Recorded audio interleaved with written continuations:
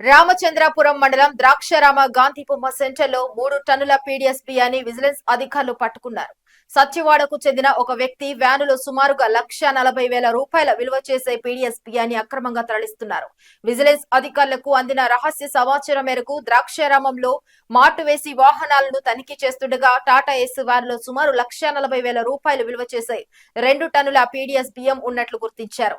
బియ్యంతో కూడిన వ్యాన్ ను విజిలెన్స్ అధికారులు స్వాధీనం చేసుకుని ద్రాక్షారామ పోలీస్ స్టేషన్ కు తరలించారు.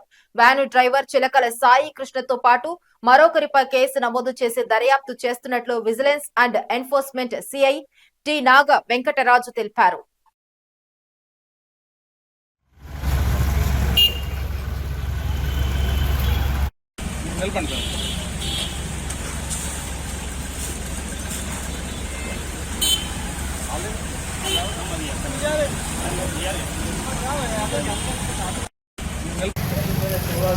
ఎవరంటే కోరదా తీసుకెళ్తారన్న అంటే మీరు కూర్చోబెట్టిన ఇంకా పైకి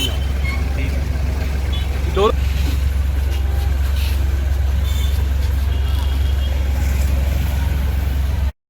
నిలబండి